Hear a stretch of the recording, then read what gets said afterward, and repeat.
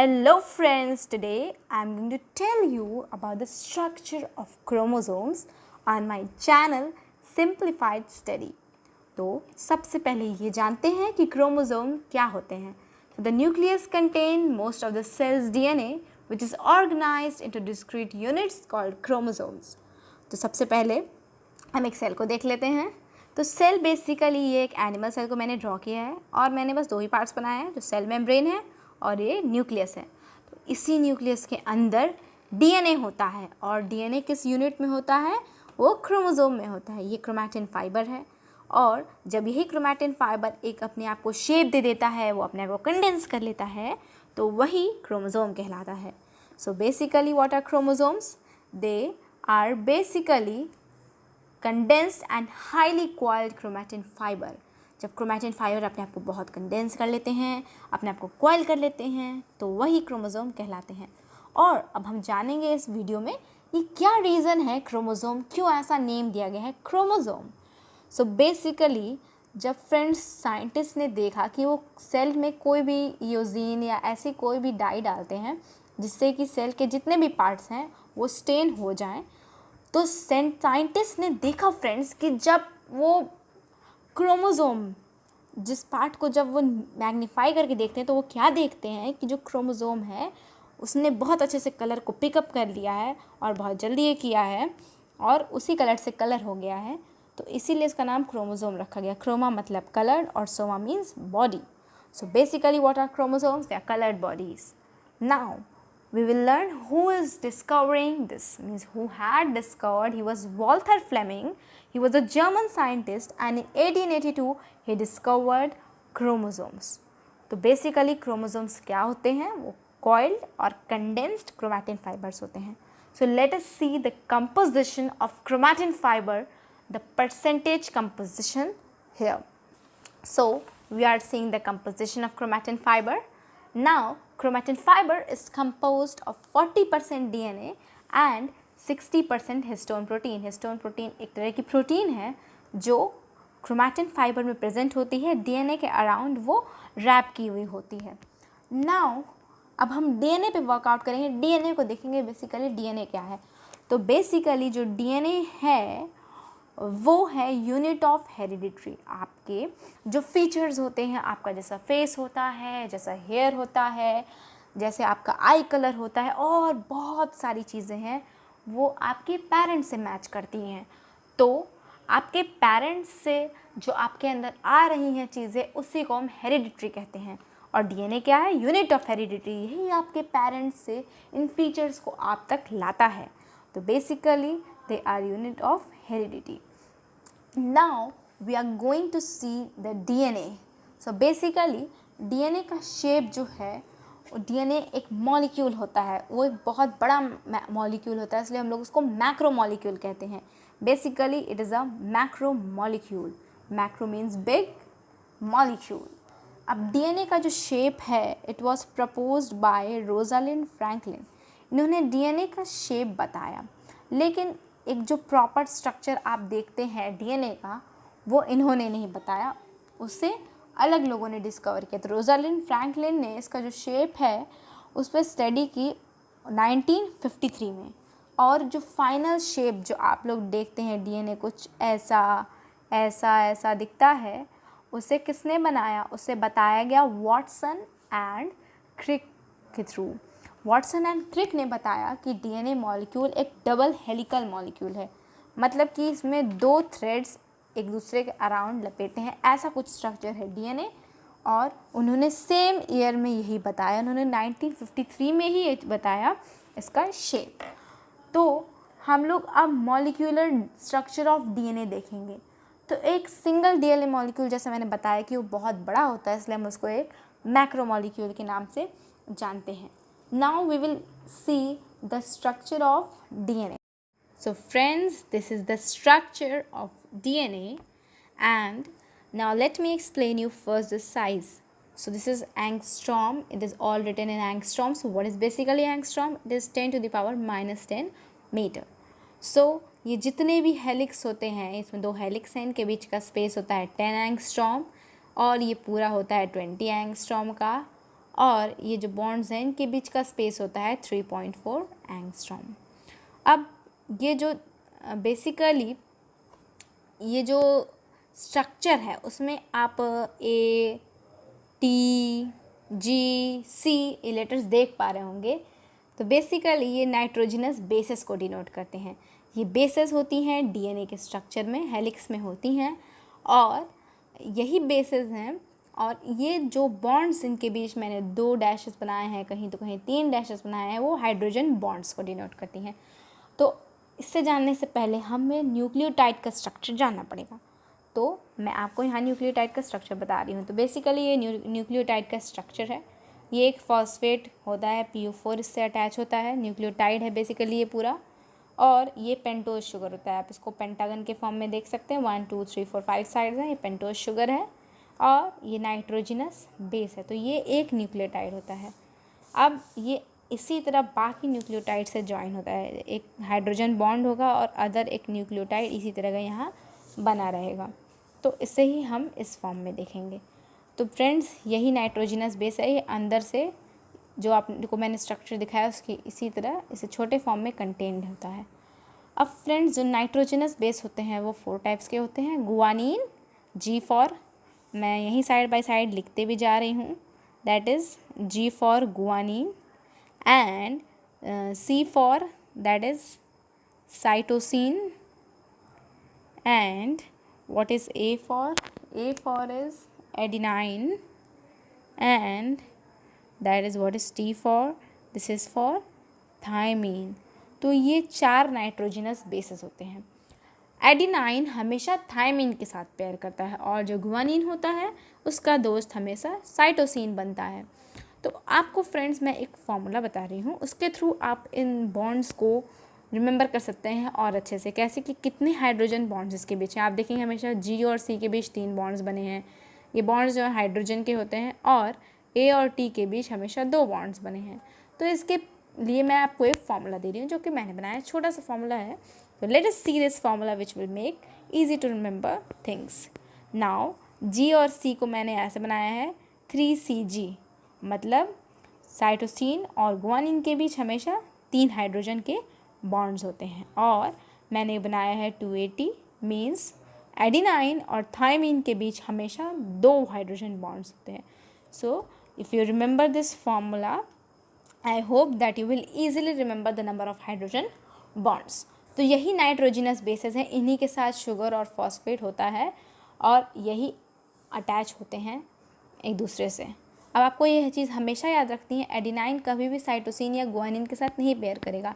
Adenine जो है वो हमेशा अपने दोस्त थायमिन के साथ पेयर करेगा और गुआनिन हमेशा साइटोसिन के साथ पेयर करेगा, और ये आपको याद रखना है।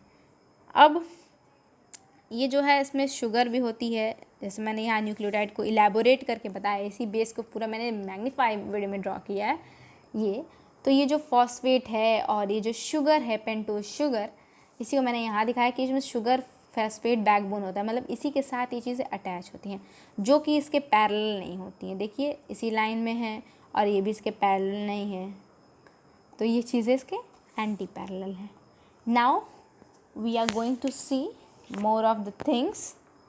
So let me tell you one more thing, that the nitrogenous base is attached inward to sugar pentose। मतलब जैसे ये देखिए न्यूक्लियोटाइड का स्ट्रक्चर है, जो नाइट्रोजनस बेस है उसके अंदर की तरफ अटैच है, इसलिए we will write that nitrogenous base is attached inward to sugar pentose. ये पोजिशनिंग दिखा रहा है। Now we have to see one more thing in this part, is that is nucleosome. तो बेसिकली क्या होता है, डीएनए जो है वो 8 हिस्टोन प्रोटीन्स के अराउंड रैप होता है।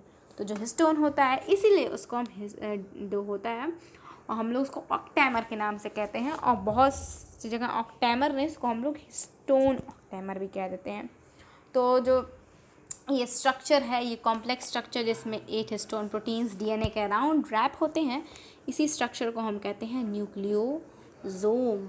और ये न्यूक्लियोसोम जो है वो बहुत ज़्यादा नंबर में प्रेजेंट होता है, मतलब जो अगर एक सिंगल ह्यूमन क्रोमोसोम, मतलब मैंने एक ही खाली क्रोमोसोम ले लिया, उसमें भी बहुत मिलियन न्यूक्लियोसोम्स प्रेजेंट होंगे। और मैं आपको एक और चीज़ भी यहाँ बताना चाह रही हूँ कि जो क्रोमोज़ोम होते हैं, सपोज़ अगर क्रोमोज़ोम का जो नंबर है अगर वो 43 है सपोज़, तो उतने ही क्रोमैटिन फाइबर्स भी होंगे। जितना क्रोमोज़ोम का नंबर है उसी नंबर के अकॉर्डिंग क्रोमैटिन फाइबर्स भी होंगे, जो कंडेंस होकर वापस इतने नंबर के क्रोमोज़ोम्स बना देंगे।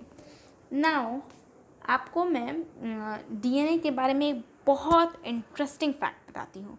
वो ये है कि एक सेल में, एक ह्यूमन सेल में, वन ह्यूमन सेल, ये ह्यूमन सेल की मैं बात बता रही हूँ, one human cell contains 2 metre of DNA. सोचिए फ्रेंड्स, 2 मीटर डीएनए आपकी एक सेल में है।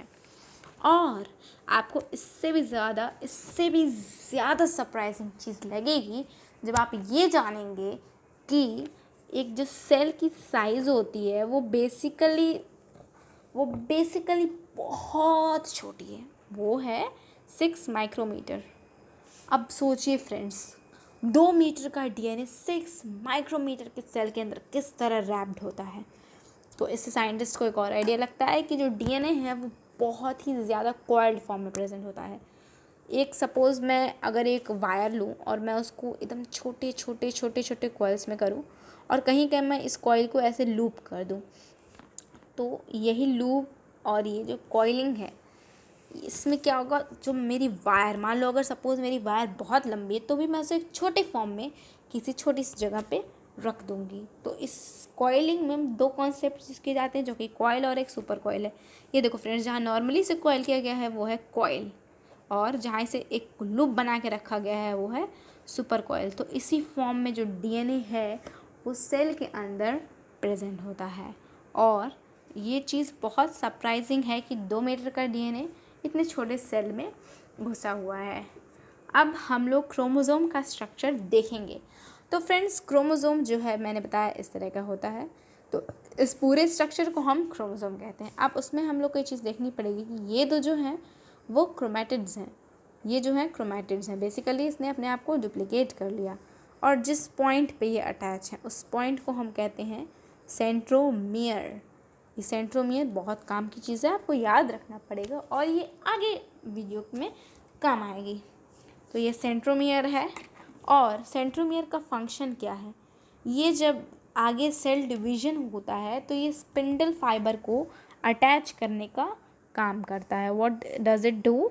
इट अटैचेस स्पिंडल फाइबर अभी आप आगे जानोगे सेल डिवीज़न वाले पार्ट में। And it attaches spindle fiber during which time? During the cell division। जब सेल डिवाइड होती है तो उससे अटैच किया रहता है। अब मैं आपको एक और चीज़ बताने जा रही हूँ जो कि वैसे तो आपके सिलेबस में नहीं, but it is very important और अच्छी बात है कि आप इस नॉलेज को गेन कर लें।